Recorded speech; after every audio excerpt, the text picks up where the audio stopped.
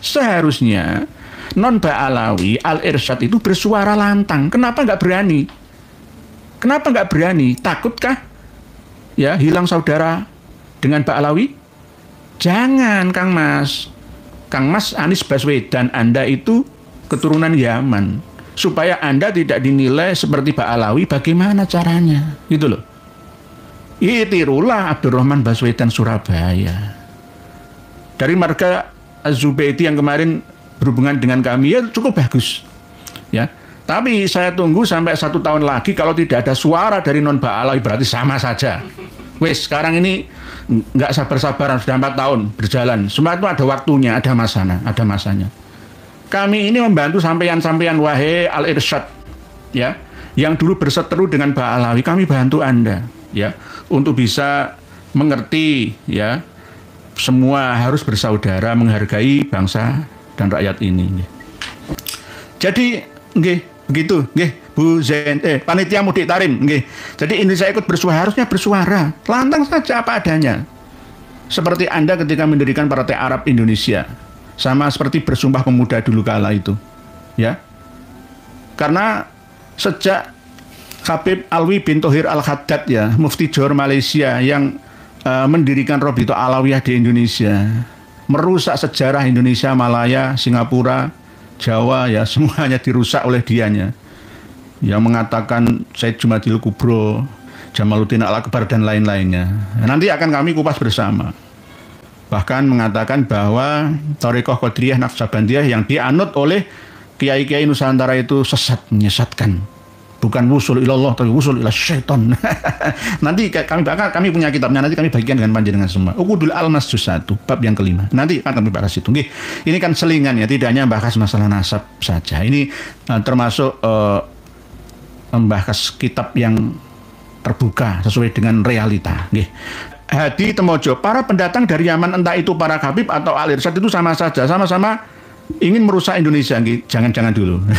Masih kami tunggu dalam 1 tahun ini. Suaranya Al-Irsyad, suaranya Basalamah mana, Baswedan mana, Bajuber mana, ya, Ba Mukmin mana, Ba Asyir, ya, suara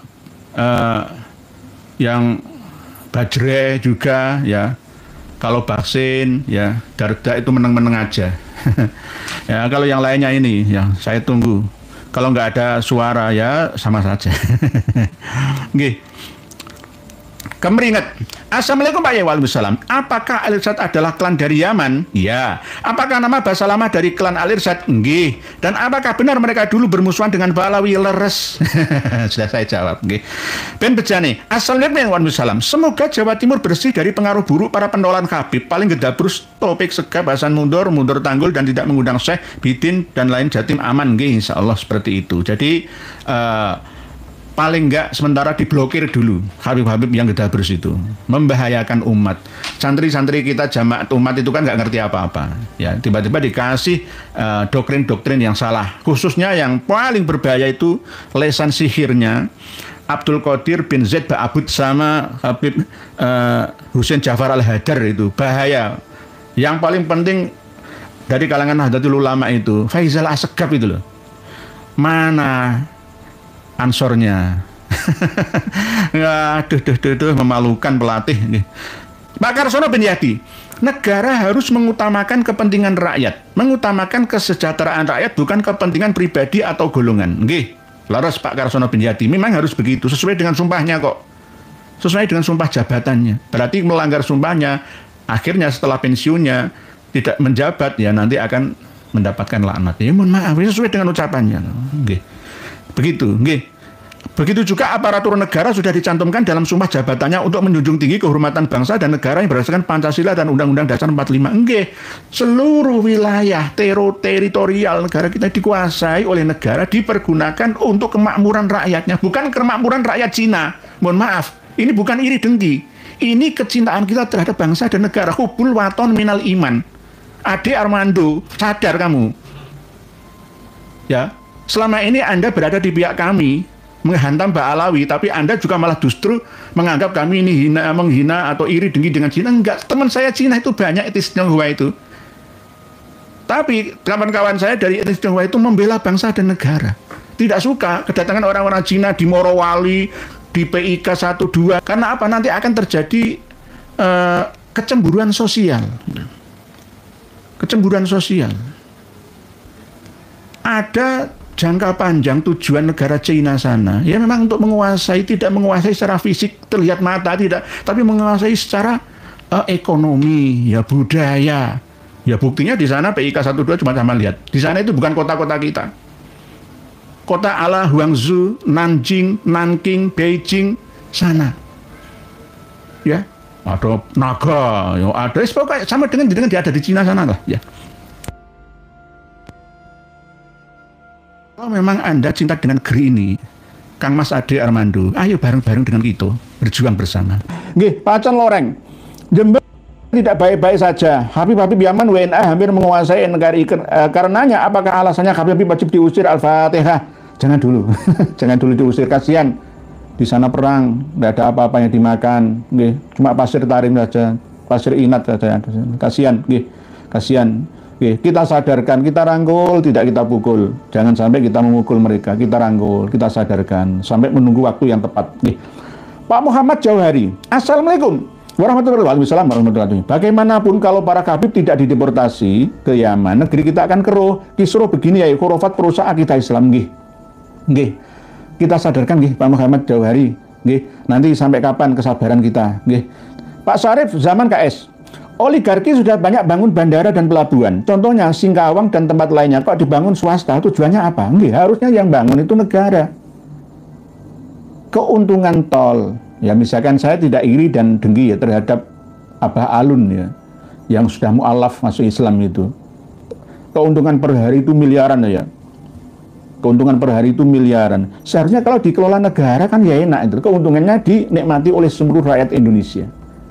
Nanti kalau proyek kereta api cepat Jakarta-Bandung ya kita gagal bayar, ya sama saja akan diambil alih oleh China. Terus kita bisa apa? Ya, kita bisa apa? Hutang Indonesia ke Cina sekarang itu 372 triliun. Berikut ada aturan-aturan yang kita didetik oleh mereka. Kita tidak memiliki kewibawaan di hadapan mereka.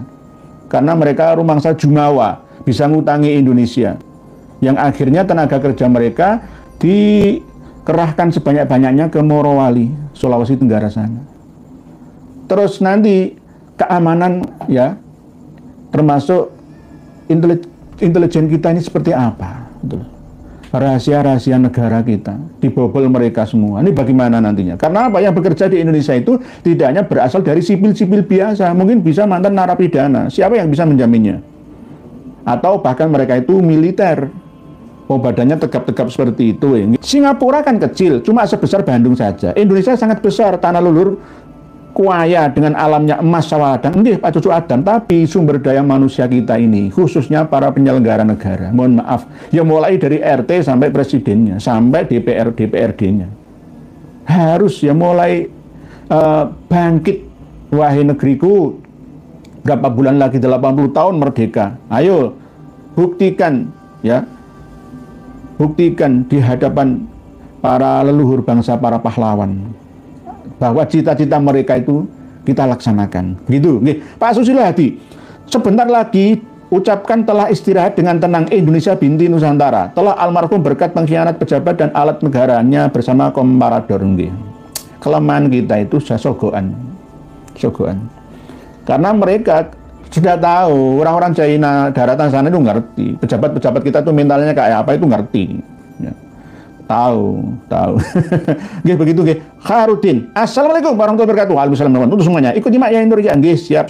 Ibu Siti Yunani. Assalamualaikum warahmatullahi wabarakatuh. Saya selalu nggih amin. Waalaikumsalam warahmatullahi wabarakatuh. Pak Kiai Nur, dalam masalah PIK 2 dan pagar laut kok ada Gus yang bela mati-matian bersama Habib PSI. Nggih. Nah, nanti jenengan akan menyalahkan kami. Oh, Kiai Imad dan kawan-kawannya membela PIK 2, enggak, itu urusan pribadi yang bela-bela PIK 2 ini. Jadi begitu sebenarnya. Kalau saya itu membela rakyat, masyarakat dan umat. Kalau enggak gitu untuk apa? Ya, kami sowan ke hadapan panjenengan semua untuk kajian-kajian nasab data. Nah, ini bagaimana? Ya jangan sampai kita ini dituduh, oh sama saja. Enggak. Kita bersama panjenengan semua. Kita bersama rakyat. sama masyarakat dan umat. Tetap mengingatkan penyelenggara negara kita. Pak Mardiono Riau, wali Indonesia dari generasi ke generasi Wali Songo, kelompok 9 wali di tanah Jawa, zaman kerajaan Majapahit menuju Demak Bintoro. Sebelum Wali Songo sudah ada syiar Islam zaman Syekh Subakir. Memang ceritanya seperti itu. Antara cerita Syekh Subakir, ini tahunnya berapa masih simpang siur, Pak Mardiono Riau. Cuma memang ada cerita bahwa Syekh Muhammad Al-Bakir, ya, yaitu tahunnya tidak sesuai dengan data-data yang ada. Karena Syekh Subakir itu tidak dimakamkan di Nusantara. Setelah selesai tugasnya beliau kembali lagi ke Iran sana. Cuma di sini ada petilasannya, di antaranya di Kabupaten Blitar dan yang ada di Gunung Tidar Magelang sana. Nggih, Pak Susilo Hadi, galakkan program dakwah pilkoplo, diskotik, halusinasi, pusaka bertuah dan klinik. Santri cuma kasih menghafal tanpa keahlian materi Islam. Nggih, Pak Susilo Hadi, ini yang harus direvisi sekaligus di reformasi pemahaman-pemahaman pesantren salafi kita. Potensi anak-anak negeri, santri-santri itu luar biasa, tergantung kiainya. Bagaimana bisa menuntun dan membangkitkan potensi diri dari para santri. Jangan hanya didoktrin dengan pemahaman-pemahaman yang terbelakang saja. Mohon maaf. Cara Pak Alawi untuk menundukkan satu tokoh atau pengasuh pondok pesantren besar itu adalah dengan menyelenggarakan ijazahan. Ijazah Dalailul Khairat, ijazah Rotib Al-Haddad, ijazah Wirdul Latif, ijazah Rotib Al-Atos dan lain-lain. Itu alat untuk mengikat ya para kiai dan duriyat beserta dengan jamaat. Diikat semua. Oleh sebab itu jangan mau pengumuman untuk keluarga Lirboyo nggak usah ngikut-ikuti ijazah kubro itu seperti itu. Nggih, Pak Roman. Penyelenggara negara mentalnya, kiainya mentalnya melempem ya, kiai melempem, saya itu melempem termasuk. Nggih, leres matur suwun dikritik Pak Roman. Jenengan harus mengkritik seperti ini. Nggih, terpaksa jadi jongos. Nggih, perjuangan Mbah Buyut kita sampai mati. Seperti apa nasib bangsa ini ya Allah. Gitu-gitu kiainya malah joget-joget Zafin. Buya Yahya itu malah joget-joget Zafin, membela penjajah itu bagaimana? Al-Hikaza, mari bangkitkan prinsip Brawijaya dan Gajah Mada dibarengi dengan akidah Islam. Nggih, Al-Hikaza, nggih tetap nggih menjaga marwah bangsa, jati diri bangsa. Bangsa yang besar itu bukan bangsa yang berkiblat kepada bangsa lain, tapi bangsa yang selalu menghargai jati dirinya, budaya asal-usul leluhurnya. Bangsa Nusantara ini lebih tua dari bangsa Arab, bangsa Eropa, bangsa India, bangsa China, bangsa Jepang, bangsa mana saja. 60.000 tahun Nusantara ini sudah ada manusianya. Sebelum adanya tenggelamnya Laut Jawa, ya ada yang sudah siap-siap untuk hijrah ke Amerika, hijrah ke Mesir, hijrah ke Eropa, hijrah kemana-mana di seluruh dunia. Nggih, normal. 9 naga vs 9 Fir'aun dalam persaingan dagang perekonomian. Muslim Indonesia 9 Sunan Wali Songo non-blok. Mohon Kang Kiai Nur Ihya jangan seret Wali Songo dalam dunia itu. Wali Songo murni untuk akidah umat. Nggih, memang ada benarnya. Nggih, akidah umat perlu dijaga. Tapi juga harus mengerti bahwa akidah itu juga ada hubungannya dengan ekonomi. Katal fakru ayyakuna kufron.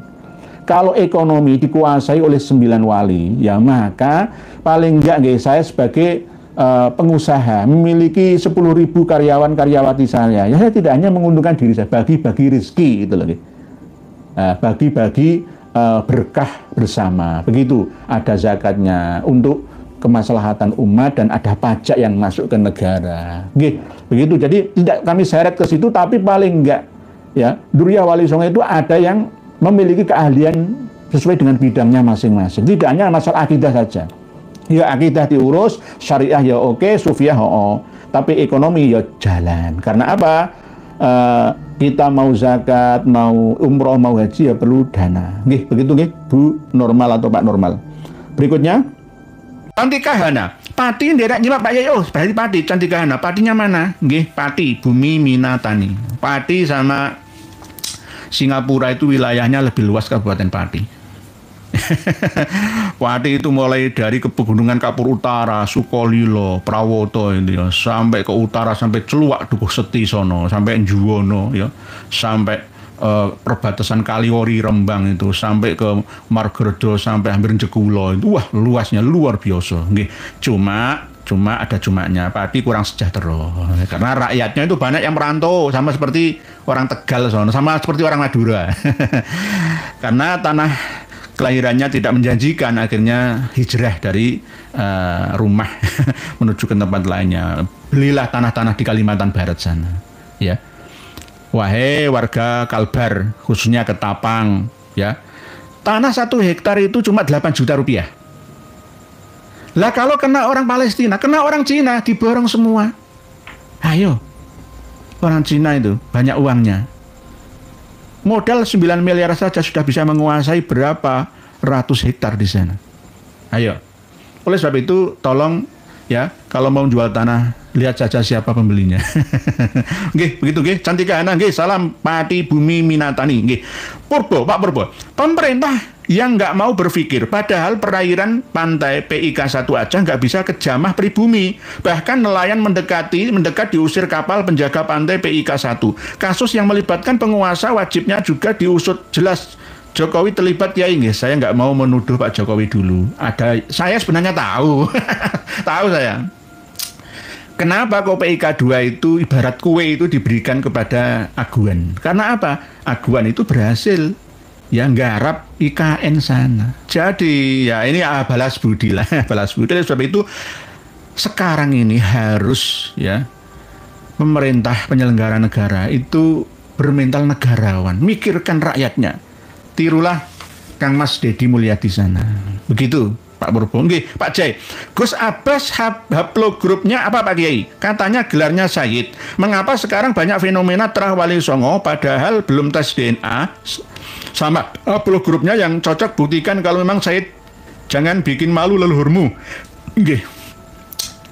Sayyid Abbas Bilyasi itu jika dirunut ya ada kesayidannya. Nggih.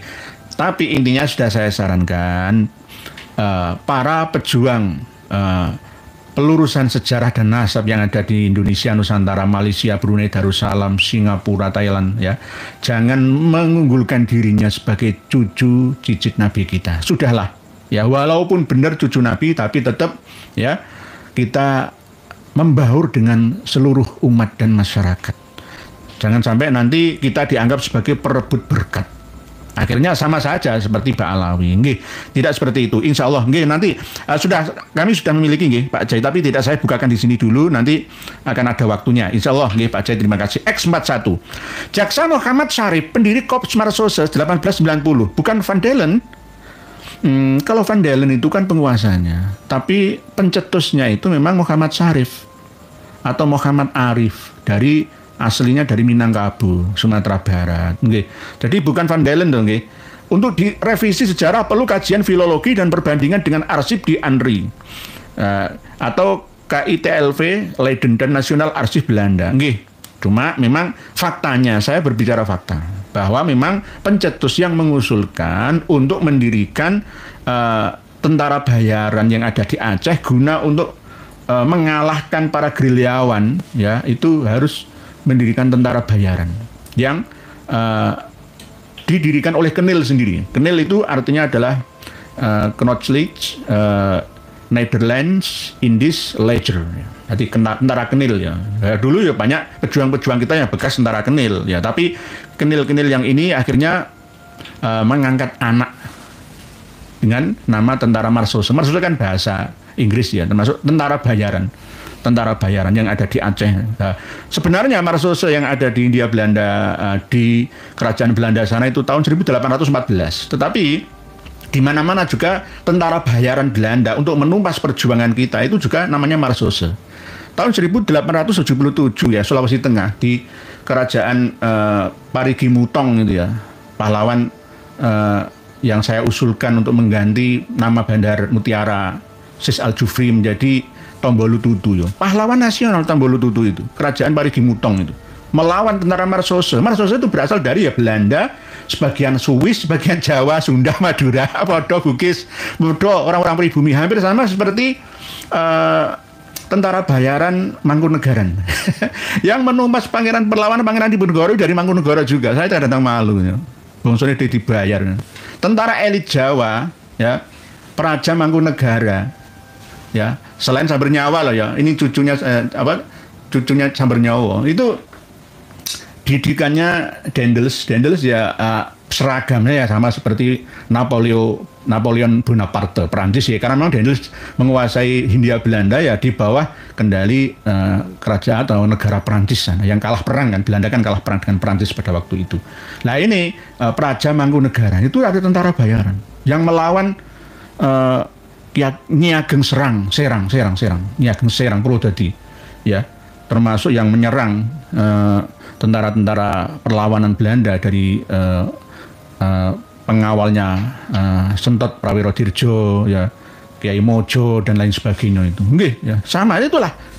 Nanti akan ada seperti itu terus sampai kini ya, antara saudara sendiri diadu domba. Oleh sebab itu jangan, ini zamannya modern kok. Saya sangat menghindari untuk berkonflik dengan saudara sendiri. Nggih. Nggih. Jadi begitu nggih, Pak X41 nggih. Pencetusnya adalah Muhammad Salib atau Muhammad Arif nggih.